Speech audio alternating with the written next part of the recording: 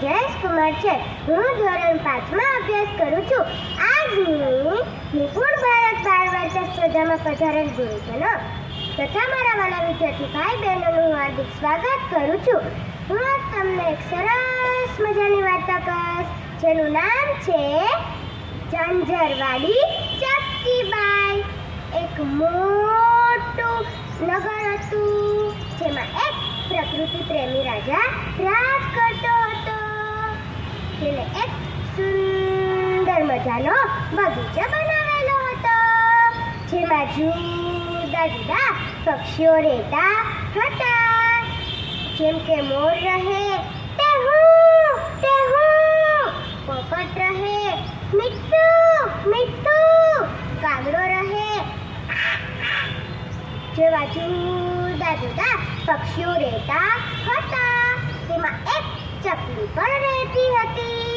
એક દિવસ ચકલી ચોરથી બગીચામાં ફરતી હતી. ત્યાં તેને એક સુંદર મજાનો ઝાંઝર મળ્યો.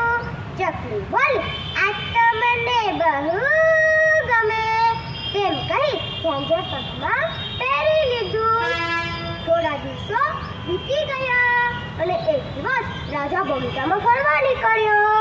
ચકલી રાજાને જોઈ સામે આવી ફૂલાઈને ગીત ગાયું.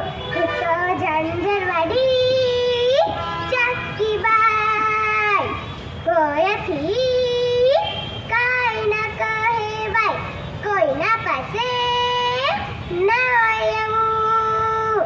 મારા પગમાં ઝંઝર તો હોય. ચકલીનો આવો શબ્દો સાંભળી રાજા તો ગુસ્સે કરાયો અને પગ પછાડીને રાજમાં ચાલ્યા ગયો. બીજા દિવસે રાજા બગીચામાં ફરવા નીકળ્યો. ચકલી રાજાને જોઈ સામે આવી ફૂલાઈને ગીત ગાયું. હું તો ઝંઝરવાડી ચક્કીબાઈ, કોઈથી કાંઈ ના કહેવાય, કોઈના પાસે ના હોય એવું. મારા પગમાં ઝંઝર તો હોય. ચકલીનો આવા શબ્દો સાંભળી રાજા તો નિરાશ થઈ ગયો અને ચકલીના પગમાંથી ઝંઝર આપી લીધું. ચકલી બોલી, રાજા ભિખારી, મારું ઝંઝર લઈ લીધું. મેં તેને લેવા દીધું, મેં તેને કાંઈ ના કીધું, તેને મને કાંઈ ના કીધું. ચકલીનો આવા શબ્દો સાંભળી રાજા તો ક્રોધે ભરાયો અને ઝંઝર પાછું આપવા